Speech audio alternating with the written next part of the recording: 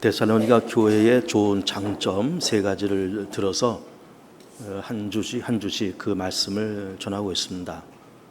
데살로니라는 지역, 그리스의 북부에 있는 그런 도시고, 사도 바울이 그 지역에 들어가서 야손의 집에서 개척한 교회가 데살로니가 교회입니다.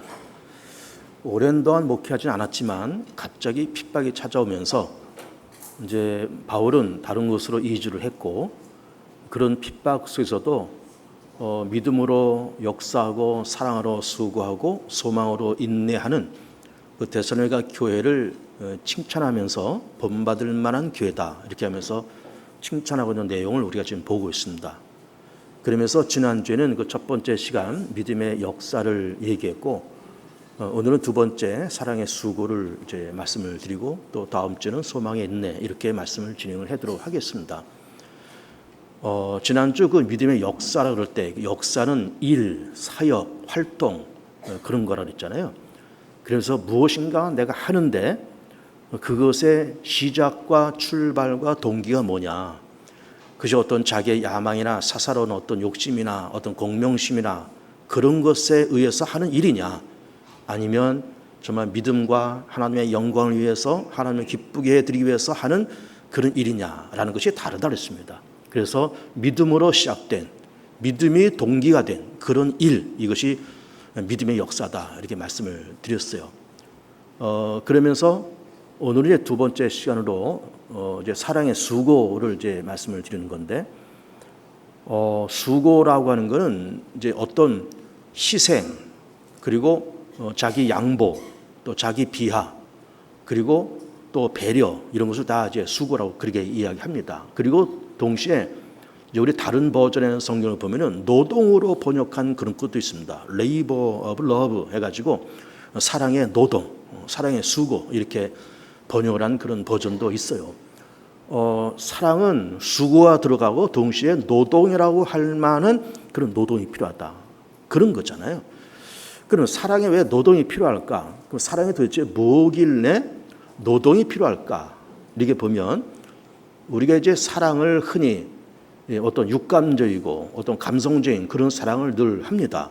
그래서 어떤 남녀 간의 어떤 서로의 어떤 그리움, 애틋함, 애정, 뭐 이런 걸 이제 사랑, 이제 그렇게 하면서 그러면서 이렇게 어떤 남녀 간의 어떤 육감적이고 정서적인 그런 사랑을 늘 이렇게 생각을 하는데, 여기서 말하는 사랑은 그런 사랑을 말하는 것이 아닌 겁니다. 하나님의 사랑을 물론 얘기하고 더 깊이 있고 농도가 있고 희생적이고 그리고 희생적이고 헌신적인 그런 사랑을 얘기를 하는 거예요. 그 사랑에는 분명히 수고가 필요하고 심지어 노동이 필요하다, 이런 말씀을 이제 하시고 있는 겁니다. 그러면서 이제 우리 사랑이라고 하는 거를 그럼 어떻게 정의를 이제 내릴까 하면 이렇게 정의를 내리고 싶어요. 제가 얼마 전에 어느 가정에 결혼식 주례를 하면서 사랑은 이런 거다 하면서 짤막하게 사랑에 대해서 이야기를 이렇게 했어요. 사랑은 내가 그 사람의 모든 것을 흡수하는 거다. 마치 스펀지처럼 모든 것을 다 흡수하는 거다. 그 사람의 장점도 단점도, 그 사람의 좋은 면도 나쁜 면도, 또 그 사람의 어떤 어두운 면도 밝은 면도, 심지어 그 사람의 실수까지, 이 모든 것을 다 흡수하는 것이 이게 사랑이다 라고 하는 것이고, 그것을 흡수해서 그 사람과 함께 한 걸음 한 걸음 나아가는 것이 사랑이다, 그렇게 얘기를 했어요. 같은 맥락에서 오늘 이 사랑이라는 걸 이렇게 해석을 해볼게요. 여기서 일단 사랑의 대상이 누굴까? 뭐 국가에 대한 사랑도 사랑이고, 또 어떤 물건에 대한 사랑도 사랑이고, 집착적인 사랑, 그런 것도 사랑이지만 일단 여기서의 사랑은 사람을 향한 사랑이에요. 근데 사람에 대한 사랑도 그 대상인 사람이 뭐 나하고 친하고 가깝고 그런 사람들에 대한 사랑이 아니라 나하고는 어떤 이해관계가 없는, 이해관계를 뛰어넘어서 개인적인 사견이나 편견을 뛰어넘는 그런 사랑을 얘기하는 것이고, 그러면서 내가 그 사람의 삶의 현장에 뛰어 들어간다는 것이 중요합니다. 편견적인 사랑이 아니었습니다. 헌신적이고 희생적인 사랑을 얘기를 하는 것인데, 그 사람의 삶의 현장에 뛰어 들어가서 그러면서 그 사람의 삶의 형편과 공유하고 공감하고 그리고 교류하고 그리고 서로 주고받으면서 그러면서 그 사람과 하나의 공감대가 되어서 그 사람의 손을 붙잡고 더벅더벅 걸어 나오는 그러한 삶, 그러한 모습, 이게 사랑이다 이렇게 볼 수가 있어요. 119 소방대원에서 일하는 분들이 예를 들어서 어떤 집에 불이 났는데 그 속에 가족들이 있어요. 그래서 이 소방대원들이 참 헌신적으로 그렇게 일을 하시잖아요. 물론 이제 이렇게 장비를 갖추고 들어가긴 하지만 참 얼마나 위험해요. 뛰어 들어가서 불구덩이 있는 가족들을 끌어안고 해치고 나오는 그러한 모습, 이게 진정한 사랑이라 볼 수 있는 겁니다. 이해관계에 있는 것이 아니잖아요. 거기에 무슨 나의 야망이 있습니까? 무슨 어떤 기브앤테이크가 있습니까? 아무것도 없습니다. 그냥 그 사람의 삶의 형편을 보면서 그러면서 그 속에 뛰어 들어가서 그 사람의 상황을 공유하고 그러면서 손을 붙잡고 터벅터벅 걸어 나오는 이것이 사랑이다 이렇게 볼 수가 있어요. 이해관계가 있어요? 그렇지 않습니다. 주고받는 것이 있어요? 그렇지 않습니다. 편견이 있어요? 절대 그렇지 않습니다. 뛰어 들어가서 그 사람의 삶의 형편과 공유하고 나누고 그리고 손을 붙잡고 터벅터벅 걸어 나오는 거예요. 손을 붙잡는 것만 갖고도 이게 완성이 안 됩니다. 손을 붙잡고 터벅터벅 걸어 나오는 거예요. 이게 진정한 사랑이에요. 그 진정한 사랑의 모범을 보이신 분이 누굴까요? 하나님이십니다. 요한복음 3장 16절 말씀 보면 이렇게 말씀하시잖아요. 하나님이 세상을 이처럼 사랑하셨다는 겁니다. 그 사랑이 바로 이 사랑을 얘기하는 거예요. 여기서 말하는 사랑의 수고와 요한복음에서 말씀하시는 하나님이 세상을 이처럼 사랑하셨다의 사랑이 바로 그런 사랑인 겁니다. 그래 하나님께서 이 세상을 물끄러미 바라보시면서 이 땅에 3대 악재가 있잖아요. 죄의 권세, 사망 권세, 사단의 권세가 있으면서 사람들이 살면서 죄 짓고 사단에게 끌려다니면서 이렇게 병 걸리고 여러 가지 손해를 당하고 그렇게 살다가 죽어서 지옥 가는 그런 인간의 모습, 절대로 보기 좋은 모습은 아니잖아요. 절대로 행복한 삶은 아닌 겁니다. 그러면서 모든 사람의 죄를 보면서 하나님의 영광에 이르지 못하는 그런 세상이지만 그러면 세상을 이렇게 바라보시면서 하나님께서 야 인간들은 안 됐다. 너희들 그렇게 죄짓고 살다가 결국 사단에게 끌려다니면서 나중엔 지옥 가고 안 됐네. 그래 내가 동정을 좀 보내줄게. 그 정도가 아니란 말이에요. 하나님께서 그 현장에 뛰어 들어오십니다. 누가? 하나님의 아들이. 예수님은 하나님의 아들이면서 동시에 하나님이시잖아요. 그래서 인간의 몸을 입고 이 땅에 오셔서 인간의 모든 허물과 죄와 모든 약점과 이런 걸 다 흡수하시잖아요. 스펀지처럼 다 흡수하십니다. 우리 가운데는 아픔도 고난도 고통도 사단의 권세도 다 흡수하시고 그 책임을 감당하시고 그리고 십자가에서 장렬하게 죽으세요. 그 책임을 감당하고 죽으십니다. 그리고 부활 승천하시면서 성령을 보내시고 성령을 통해서 믿게 하시고 그리고 그 인생을 죄에서 사망 권세에서 정말 불구덩이에서 사단에 장난하는 그곳에서 손잡고 뚜벅뚜벅 걸어 나오시면서 어디로? 하나님의 자녀되는 권세로 구원받는 자리로 거듭나는 자리로 천국으로 우리의 발걸음을 뚜벅뚜벅 인도해 가시는 이 모습이 성삼위 하나님의 사랑의 모습인 겁니다. 위에서 내다보시면서 안 됐네 인간들아 너희들 지옥 가네 고생 좀 하겠네 그 정도 아니잖아요. 물에 빠진 사람 바라보면서 조금 있다가 죽겠네 안 됐네 그러면서 그러고 있는 것이 아닌 겁니다. 그냥 동정과 연민을 보이는 그런 사람이 아니라 그 현장으로 뛰어 내려와서 그 사람의 아픔과 고통과 어둠을 다 흡수해서 그리고 그 사람의 손을 붙잡고 불구덩이에서 물구덩이에서 진흙구덩이에서 그 사람과 함께 뚜벅뚜벅 어디로? 하나님의 나라로 하나님의 백성으로 거듭나는 자리로 구원받는 자리로 뚜벅뚜벅 걸어 나오는 것 이게 사랑인 거예요.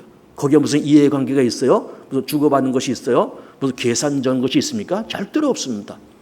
그런데 그 사랑에는 수고가 있었다 그 말이에요. 하나님께서 인생들을 바라보시면서 안 됐네 너희들 조만간 있다 죽겠네 그렇게 하신 것이 아니라 수고하시잖아요. 독생자 예수님 이 땅에 보내시고 예수님도 수고하시면서 이 땅에 오셔서 베들레헴 땅에서 탄생하시고 33년을 사시고 십자가에서 죽으시는 그 수고 그 노동 그거를 거치시면서 그러면서 믿는 자의 손을 붙잡고 한 걸음 걸어 나오시면서 하나님의 나라로 천국 백성을 우리 그렇게 걸어 나오게끔 해 주시는 그 모습이 이것이 바로 사랑의 수고고 노동적인 사랑이다 그 말이에요. 노동적인 사랑, 감정적인 사랑, 연민의 사랑, 어떤 생각만의 사랑, 보고 싶다, 그립다 그 정도 차원의 사랑이 아니란 말이에요. 그 사랑을 하기 위해서는 분명히 수고가 필요해요. 수고가 필요해야, 수고가 들어가야 열매가 있습니다. 반드시 열매가 있는 거예요. 만약에 예수님께서 또 성삼위 하나님께서 이 땅을 이렇게 물끄러미 쳐다보시면서 하나님이 세상을 이처럼 사랑하시기는 사랑하셨는데, 창조하신 것도 맞는데, 사랑하신 것도 맞는데 위에서 내다보시면서 안 됐네, 그러나 너희들이 알아서 해, 이렇게 됐다 그러면은 우리 인류의 구원은 없습니다. 끝났습니다. 우리는 그냥 이 땅에 살다가 죄 짓고 사단에게 끌려다니다가 그냥 지옥 불길에 들어가고, 이게 인생의 운명이고 갈 길이 될 뻔했는데 하나님이 수고하셨던 거예요. 독생자를 보내시고, 독생자 33년 동안 수고하시고, 십자가라는 수고를 짊어지고, 장렬하게 죽으시는 수고를 하시고, 그리고 우리에게 구원을 만들어 주신 겁니다. 그러니까는 하나님의 사랑이 정말 극치의 사랑을 얘기하는 것이고, 그 사랑은 분명히 수고가 따라간다라고 하는 것입니다. 그런데 이제 예수님의 십자가를 이제 생각하고 또 성부와 성자를 이 땅에 보내는 이제 그 과정을 놓고 보면, 물론 수고가 들어가셨지만, 그러면서 고통도 있고 아픔도 있고 그랬지만은 그 일을 뭐 하기 싫어서 억지로 마지못해서 그렇게 하셨을까? 아닌 겁니다. 기꺼이 하신 거예요. 기꺼이. 그 수고를 기꺼이 하시고 보람 있게 하시고, 아프고 힘들지만 때로는 기쁘게 하시고, 보람 있게 기쁘게 그리고 기꺼이 그렇게 하시는 겁니다. 마지못해서 이거 꼭 내가 해야 되나? 굳이 너 이걸 해야 되나? 그렇게 하셨던 것이 아니라 기꺼이 보람 있게 그 일을 감당을 하셨던 겁니다. 이게 바로 사랑의 수고인 거예요. 부모가 자식을 낳아서 이렇게 기르면서 어렸을 때는 공부시키고 먹이고 기르고 또 다 커서 이제 결혼도 시키고 다 그렇게 하지만은, 그러면서 걔네들한테 들어가는 돈과 부모가 흘리는 눈물과 땀과 고생은 이루 말할 수가 없는 겁니다. 그런데 그렇게 부모와 자식 위해서 그렇게 하면서, 그걸 하면서 막 그냥 이거를 막 하면서 짜증나고 신경질 나고, 이건 내가 왜 이딴 짓을 해야 되나 라고 말하는 부모는 아무도 없습니다.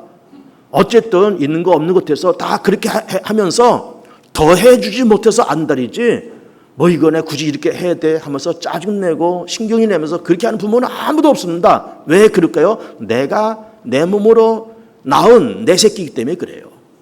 내가 내 몸으로 낳은 내 새끼이기 때문에 그렇습니다. 걔네들한테 내가 못 먹을 것을 모이고 내가 쓰지 못했던 것을 쓰게끔 하더라도 그게 아까워요? 절대로 아깝지 않습니다. 그러면서 야 이건 내가 손해보는 것 아니야? 물론 부모가 못하는 거 다 해줬으니까는 숫자적으로 계산적으로는 분명히 손해지만은 그 손해를 손해로 생각하는 부모는 아무도 없습니다. 기꺼이 하고 기쁘게 하고 보람 있게 하고 그렇게 하지, 그걸 계산하면서 내가 너한테 이렇게 해줬으니까 너 이 다음에 나한테 어떻게 해줘, 안 해주면 너 알아서 해, 그렇게 하는 부모는 아무도 없습니다. 왜? 피를 나는 자식이고 그리고 내 생명, 내 분신과 같은 그런 자식이고 내가 낳은 내 새끼 때문에 그래요. 그러면서 아까워하지 않습니다. 기꺼이 하고 보람 있게 하고 때로 즐겁게 하고, 힘들어도 즐겁게 기쁘게 기꺼이 하지, 그 짜증내면서 내가 이걸 해야 돼 말아야 돼 그렇게 하는 부분은 아무도 없는 거예요. 왜 그럴까요? 사랑하기 때문에 그래요. 하나님이 사람을 사랑하기 때문에, 부모가 자식을 사랑하기 때문에 기꺼이 수고가 아깝지 않고 그 수고를 기꺼이 그렇게 하는 겁니다. 기꺼이.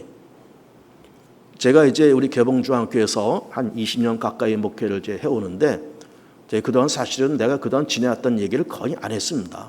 뭐 그전에 전에 목회하던 그때도 내가 별로 얘기 안 하지만, 제가 이제 은퇴할 때가 가까이 왔기 때문에 제가 왔던 그 얘기를 한번 해볼게요. 제가 이 개봉중앙교회 오기 전에 이 경기도 인근 어느 도시에서 30대 중반에 교회를 개척을 했습니다. 개척을 하는데 고산 10여 년 했어요. 하는데 우리 이제 목사님들이 교회를 개척할 때 대부분 어떻게 하는가 하면은 이제 이렇게 뭐 장소를 구하든지 사든지 해서 간판 걸고, 그리고 이제 시찰에 노예 이렇게 등록을 하고, 그리고 이제 노회다가 생활비 보조 청원서를 내요. 나 여기 교회 시작했으니까 생활비 좀 한 달에 얼마씩 보내주시오.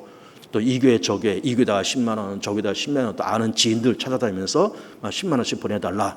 1년만 보내달라. 한 3년만 보내달라. 이렇게 하면서 교회 개척을 시작을 보통 합니다. 그것이 나쁘다는 건 아니에요. 그렇게 할 수 있습니다. 저는 그렇게 하질 않았어요. 시작하면서 하나님이 주시면 먹고 안 주시면 그냥 안 먹고 그러면서 일단 해보자 하면서 정말로 맨 땅에 헤딩하듯이 교회 개척을 시작을 했습니다. 그런데 놀랍게 시작하는 그달부터 자립을 시작했어요. 시작하는 그달부터. 여기저기서 보조금 받고 그렇게 하지 않았는데 그렇게 생각하고 주시면 먹고 안 주시면 안 먹겠다. 그런 마음 갖고 시작을 했는데 첫 달부터 자립이 돼요. 어느 가정집에서 시작했거든요. 어느 가정집에서 한 서너 명 이렇게 모여서 시작을 했는데 그러면서 점점 이렇게 부흥되면서 장소도 구하고 옮기고 이렇게 해가면서 한 2, 3년 만에 한 200명 모이는 교회가 됐습니다. 이게 쉬운 일이 아니에요. 개척해서 가정에서 시작해서 한 2, 3년 만에 한 200명 모이는 교회가 된다. 시작하면서 곧바로 자립을 한다. 절대로 쉬운 일이 아닙니다. 그런데 교회가 이게 급성장을 하니까 예배 부수도 늘리고 1부, 2부 이렇게 늘리고 때로는 3부까지도 한 적이 있어요. 새벽 기도도 보통 새벽 기도 5시 하잖아요. 근데 새벽 기도 5시 하고 2부는 7시 하고 새벽 기도 2번 했습니다. 2번 하면서 이제 왜 그렇게 했는가 하면은 이제 교회가 이게 자꾸 이제 좋은 소문이 나니까 아마 여기저기서 사람들이 오는데 멀리서 오는 분들이 많았어요.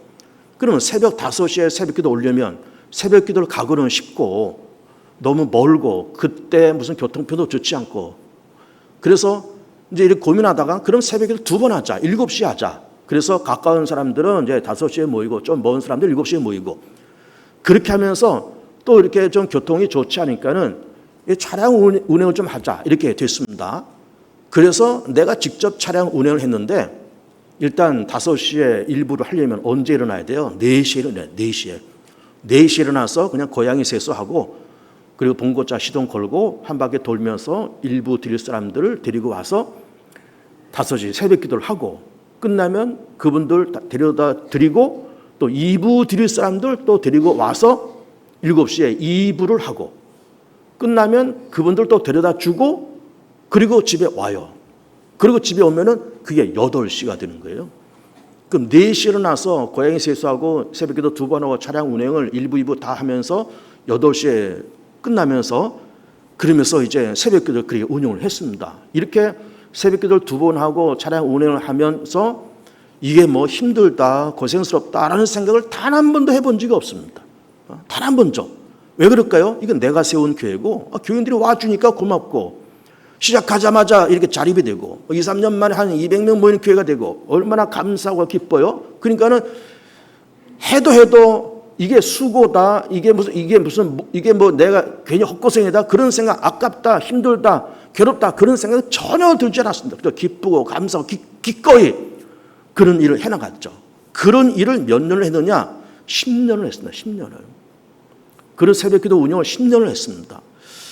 정말 상상만 해도 이게 보통으로 할 수 있는 일은 절대로 아닌 것 같아요. 나도 이렇게 생각해 보면 그때 무슨 정신으로 그렇게 했을까? 어떤 힘으로 그렇게 했을까라고 생각되면서 지금 그걸 또 해보라면 정말 내가 할 수 있을까라는 생각을 해보는데 어쨌든 그 당시에는 정말 기쁘고 감사하고 기꺼이 보람된 것으로 그러면서 그런 일을 10년을 그렇게 해온 겁니다. 사랑하니까 쏟는 내 정성과 수고가 4시에 일어나서 돌아오면 8시고 그걸 일주일 내내 그렇게 했을지라도 그 10년 동안 했을지라도 절대로 그것이 실증나거나 짜증나거나 피곤하거나 절대로 그렇지가 않았어요. 그만큼 사랑에는 수고라는 에너지가 들어가는 거예요. 수고라는 에너지가. 우리가 성경을 보면 그 수고하면서 복받은 한 여인을 만납니다. 그런데 우리가 이게 수고하면서 사랑의 수고를 이렇게 하는데 그 수고가 절대로 헛된 것이 아니다는 말씀을 드리고 싶어요. 그러면 그 수고한 사람이 참 하나님께로부터 굉장한 축복을 받았다는 그 사건이 대표적인 것이 누군가 하면 리브가입니다. 리브가. 여러분 리브가가 누구예요? 아브라함의 며느리고 그리고 또 이삭의 아내입니다. 근데 아브라함이 그 이삭을 100살 돼서 낳잖아요. 그리고 이삭이 점점 크면서 이삭이 좀 늦장가를 갑니다. 40살에 장가를 가요. 그 고대 사회에서 참 40살에 장가 갔다 참 늦장가를 갔잖아요. 근데 뭐 여러 가지 이유를 내서 늦장가를 간 것 같아요. 나이가 드니까 이제 아브라함이 자 이제 우리 아들 이삭이 이제 장가도 가야 될 텐데 여자를 좀 찾아야 되겠다 해서 이 여자를 찾는데 이제 아브라함이 가나안 땅에서 살잖아요. 이 가나안의 여자들은 이 별로 품행이 좋지 않아요. 우상 숭배는 여자들이고 대부분 이게 좋지 않은 품행을 갖고 있고 그래서 아브라함이 생각하기를 야 이거 이 동네에서 이 지역에서 여자를 구하면은 이게 안 되겠다. 뭐 얼굴이 예쁘고 그런 여자들이 혹시 있을는지 모르지만 다 우상 숭배는 여자들이고 다 이렇게 음란한 문화 속에서 사는 그 사람들을 또 내가 잡으러 맞아들인다는 게 옳지가 않다 해서 고민하다가 기도도 많이 했겠죠. 종 엘리에셀을 부릅니다. 엘리에셀을 불러서 야 엘리에셀아 너 여기서 내 잡아야 할 사람 이제 구해봐라. 근데 여기서 구하지 말고 내 고향 저 메소포타미아 지역 갈대 우르 얘기잖아요. 그 지역에 가서 자부될 사람을 이삭의 아내 될 사람 좀 구해봐라. 그래서 이제 엘리에셀이 낙타 10마리를 끌고 그 10마리에다가 그냥 갔겠습니까? 거기다가 뭐 금은 보아 뭐 선물을 잔뜩 싣고 그냥 이제 여자 좋은 여자 만나면 그 여자한테도 주고 그 집안 사람한테도 주려고 뭐 각종 금은 보아를 낙타 10필에다가 잔뜩 싣고 길을 떠납니다. 그런데 길을 떠나긴 떠나지만 아니 어디 가서 여자를 구해요? 어디 가서 어떻게 구합니까? 막막한 거예요. 엘리에셀이 기도하면서 갖지 않았겠어요? 이렇게 기도를 했답니다. 하나님 내가 우리 주인의 자부를 구하려고 지금 가는데 어디서 여자를 구합니까? 어쨌든 내가 우리 주인의 살던 고향으로 돌아가서 일단 거기 가서 운물을 만나면 운물에서 물기는 여자들이 이제 물기로 나올 때쯤 내가 거기 도착해서 어느 여인을 보고서 나한테 좀 물을 좀 달라. 나한테 물을 달라. 이 한마디만 딱 했는데 그 여인이 나한테도 물을 주고 내가 데리고 온 이 낙타들한테도 물을 주는 그 여자라 그러면은 그 여자를 우리 주인의 자부감이라고 생각하고 그 여자를 선택하십니다. 이렇게 기도를 했던 거예요. 그러니까 물을 달라 그럴 때 낙타한테도 주시오. 그렇게 말한 것이 아니라 나한테만 달라. 근데 그 여인이 이 엘리에셀 종과 낙타도 동시에 물을 먹이는 그 여자라 그러면은 심성이 얼마나 좋아요. 그 정도 심성이 좋은 여자라 그러면은 우리 주인의 며느리가 되는 데는 이제 문제 없다 이렇게 생각한 거죠. 그러면서 늘 기도하면서 갔겠죠. 하나님 나의 길을 순종하게 인도해 달라. 그런 기도하면서 가는데 이제 저녁 때쯤이 되어서 그 동네 거의 다 도착을 했고 저녁 때가 되어서 여자들이 물을 길러 올 때가 되었어요. 이제 저녁 때 여인들이 저녁 식사 준비를 해야 되니까 물을 길러 오지 않았겠어요. 양들을 들고 오는데 어느 이제 참한 여자에게 본 겁니다. 보면서 엘리에셀이 다가와서 말을 건 거예요. 여인이요, 좀 내가 좀 먼 길을 왔는데 좀 물 한 모금 좀 주시오. 거기까지 한 겁니다. 그런데 그때 만난 그 여자가 누군가, 제일 첫 번째 만난 그 여자가 누군가면 이게 아브라함의 자부가 될 리브가예요. 이 리브가가 물을 떠서 그 엘리에셀 늙은 종한테도 물을 주고 보니까는 낙타들도 이제 오랜 동안 걸으면서 지쳤을 것 아니에요. 그 낙타들한테도 뭐 엘리에셀이 부탁한 것도 아닌데 물을 떠다가 그 10마리의 낙타들 다 먹이는 거예요. 여러분 생각해 보세요. 사람이 마시는 물하고 낙타가 마시는 물하고 그 양이 같을까요? 사람이야 그냥 물 한 사발 꿀꺽꿀꺽 마시면 되지만 낙타 같은 그런 큰 짐승들이 한 사발 갖고 될까요? 한 서너 말 마셔야 될까요? 서너 말 마셔야 그래도 겨우 해갈이 될 거예요. 그럼 한 마리가 서너 말을 마셔야 되는데 10마리가 마시려면은 이거 뭐 수십 마리 필요하고요. 그리고 이거 뭐 작은 드레박으로 내려서 물 깃고 뜨고 그렇게 하면서 10마리의 낙타를 다 먹인 거예요. 뭐 특별히 부탁한 것도 아니고 다 먹인 거예요. 그러면서 그렇게 이 리브가가 물을 길어다가 낙타를 먹이고 또 먹이고 또 먹이면서 그 10번째 낙타까지 다 먹이는 그 모습을 옆에서 지켜봤을 것 아니에요. 참 여인이 생긴 것 참 곱게 생기고 심성도 착하고 그럼 뭐 싫다 좋단 말도 하지 아니하고 좀 기쁨으로 그렇게 하는 일을 보면서 야, 참 심성이 곱고 참 좋은 여인이다. 그러면서 그럼 내가 어디 사냐? 그리고 네 아버지가 누구냐? 물어봤더니 이게 아브라함의 집안 내 여자였던 거예요. 집안 내 여자. 그래서 그 집에 가서 하룻밤 묵고 그리고 이제 내가 이만저만해서 아브라함이 이렇게 해서 여기 왔다. 그렇게 해서 내가 우물가에서 당신네 딸을 만났다. 그래서 내가 기도하기를 나한테 물 주고 낙타한테 물 주는 여인을 우리 주인의 잡으로 삼겠다 그렇게 생각했다. 그러니 이 여인을 데려가겠다 하니까 그 집에서 그러면 다 좋긴 한데 그래도 우리 딸을 이렇게 보내는데 우리 집에서 며칠 좀 묵고 인사 좀 하고 그래야 되지 않겠습니까? 그랬더니 리브가한테 물어보니까 당장 떠나겠다는 겁니다. 그래서 하룻밤 자고 그 다음날 물론 리브가한테도 선물을 주고 그 집안 사람들한테도 낙타 10필에 실어서 온 금은 보화를 다 선물로 주고 리브가가 아브라함 집에 시집으로 오고 그리고 아브라함의 이제 자부가 되었던 거예요. 이삭의 이제 부인이 된 겁니다. 그러면서 이제 보면은 리브가가 그렇게 사랑의 수고를 하면서 아브라함이란 믿음의 조상의 자부도 되고 이삭의 아내가 됐잖아요. 여러분 이삭이 이제 우리가 창세기 말씀 보면 이삭이 그해 농사를 져서 100배로 얻었다는 겁니다. 그리고 마침내 거부가 됐다는 거예요.